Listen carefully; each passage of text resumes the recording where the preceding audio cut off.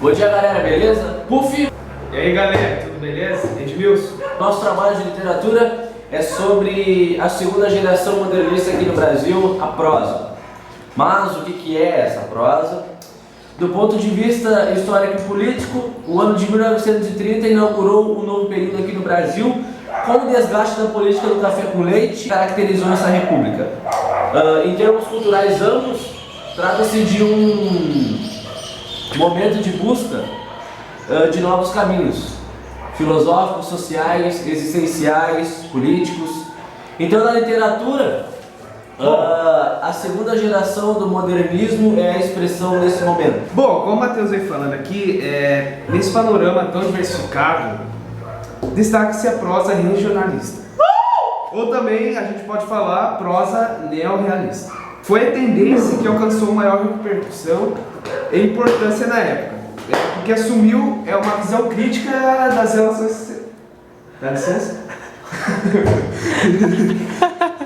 Das relações sociais, focalizando os problemas da seca, do coronelismo e da decadência do modelo oligárquico patriarcal.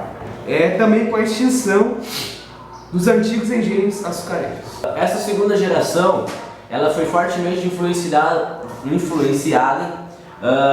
por Gilberto Freire, que foi autor do Manifesto Regionalista de 1926 e de Casa Grande e Senzala de 1933. E ele também foi grande mentor do Grupo Regionalista do Recife, que foi fundado em 1928. Então, essa geração influenciada pelas ideias de Gilberto Freire, ela redescobriu o Brasil e contribuiu para que o Brasil se universalizasse, e assim fundando o neorrealismo. Tais problemas vistos na perspectiva de luta de classes a gente pode ver da opressão do homem sobre outro homem, que aí então origina a sociedade capitalista. Mas para que vocês entendam o que é o neorrealismo, ele é um tipo de realismo em que o caráter cientificista e determinista do naturalismo do século XIX é substituído por um enfoque político. Problemas regionais, como a condição e os costumes do trabalho rural, a seca, a miséria, etc. Então agora a gente vai falar sobre três de vários outros autores de obras na produção neorrealista. Entre eles estão Jorge Amado, Graciliano Ramos e Érico Veríssimo. Jorge Amado, ele tem o seu primeiro romance, que é O País do Carnaval, que ele faz um retrato crítico e investigativo da imagem festiva e contraditória do país a partir do olhar do personagem Paulo Rieger, que não se identifica com o nosso país e tem um estranhamento com o Brasil do Carnaval, que acredita que a festa mantém o povo alienado. Bom, Graciliano Ramos fala da Terra dos Meninos Pelado, conta a história de um menino que ele era careca, tinha um olho azul, outro preto. O outro preto. Aí então, por conta disso, os vizinhos, colegas, conhecidos, zoavam ele. Então, ele cria um mundo imaginário, onde todo mundo é igual, não tem essas diferenças, e onde ele faz tudo que sente bem. Bom, entre um dos grandes autores que a gente vai citar para vocês, destaca-se Érico Veríssimo, com a obra O Tempo e o Vento. Essa obra ela é composta por três romances, que seria O Continente, O Retrato e O Arquipélago. O Continente foi publicado em 1949, O Retrato em 1951 e O Arquipélago em 1961. O Tempo e o Vento é uma saga, uma das mais importantes e conhecidas de Érico Veríssimo, que retrata os 200 anos de formação do Rio Grande do Sul sob o ponto de vista da família Terra Cambará. Nesse segundo romance da trilogia, acompanha-se a decadência de Santa Fé, na passagem para o século XX, que foi causada por interesses e jogos políticos.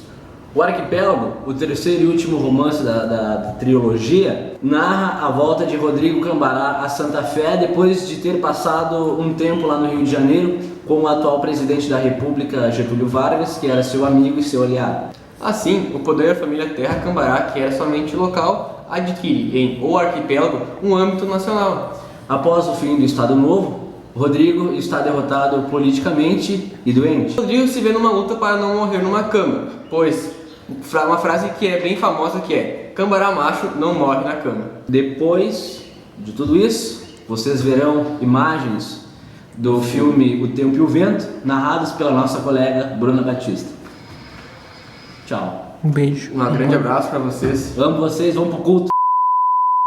O Tempo e o Vento é um livro difícil de ler e uma história difícil de ser contada para as telas do cinema. A adaptação do filme dá a sensação de ser interminável, porque as horas vão passando, o desfecho do filme acontece e a história continua. Existem pessoas que preferem ter lido os 7 livros do que ter olhado o filme. O livro conta com 3 partes e 7 livros. O Tempo e o Vento. O filme, na verdade, começa com Bibiana, que está à beira da morte, e vê o espírito do marido e relembra a história da geração. E conta das rivalidades entre o presidencialismo e o federalismo.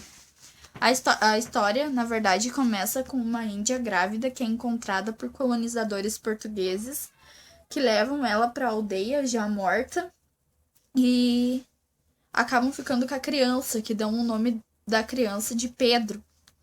Pedro cresce, desenvolve as habilidades que um padre da aldeia ensinou. Em 1756, exércitos castelhanos destroem a estância deles e Pedro vai para um lugar mais retirado.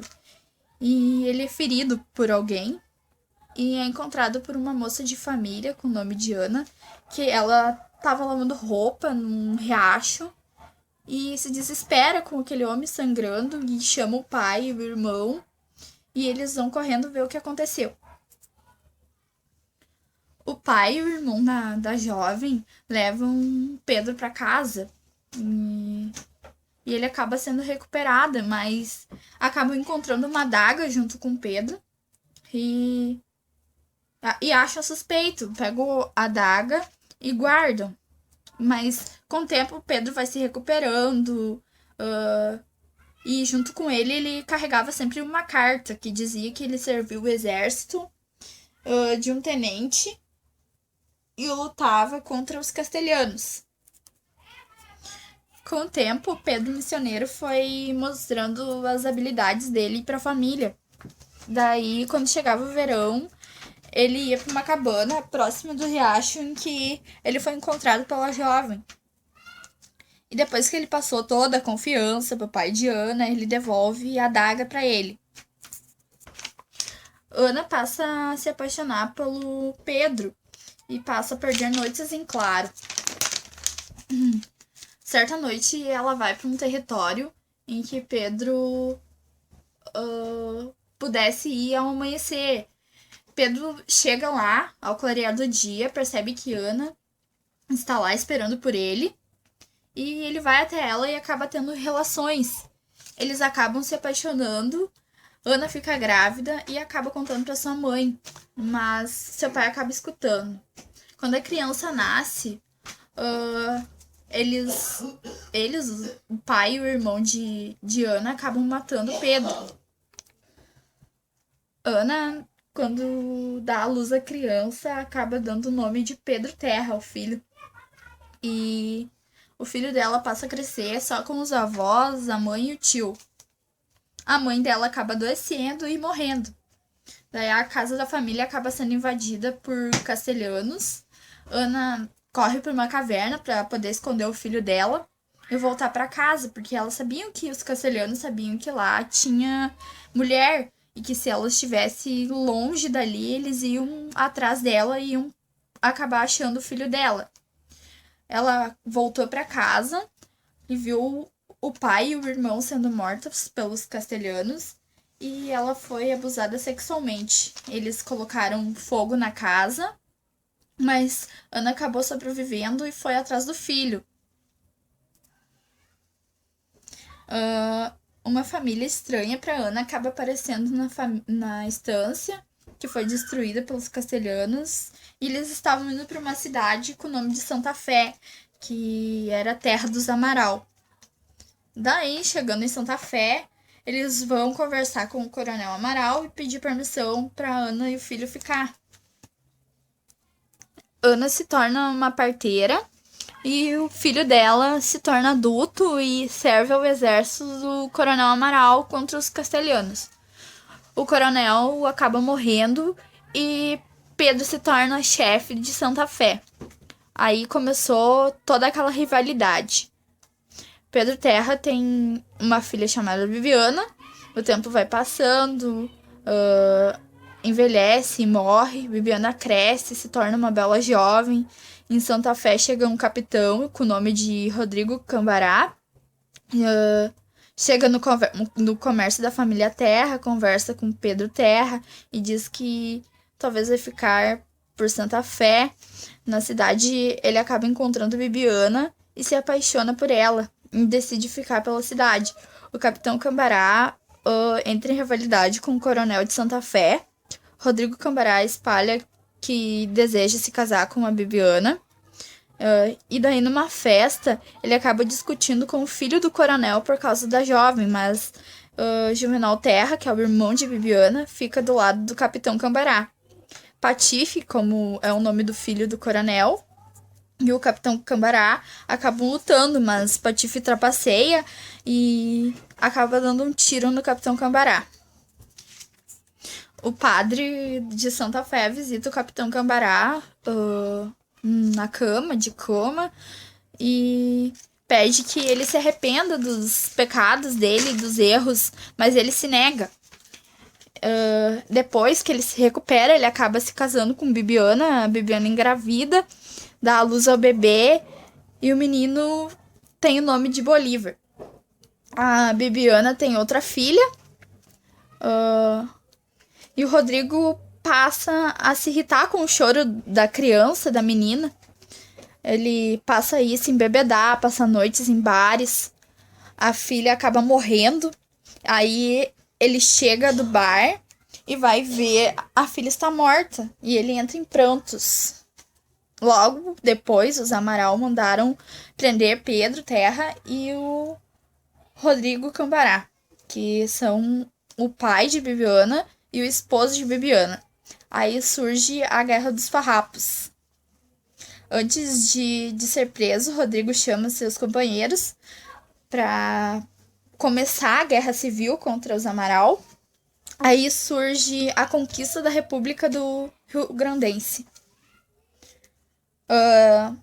Logo depois, Rodrigo acaba morrendo com um tiro nas costas. Bibiana sentia, mesmo assim, muito a presença de Rodrigo. Bolívar se casou com uma moça muito rica, mas eles acabaram morrendo. Daí, Bibiana ficou com o neto, que teve um filho, e Bibiana, daí, de volta para as realidades dos dias atuais, chama pelo bisneto e conta para ele o que ela estava relembrando de uma história muito linda de amor.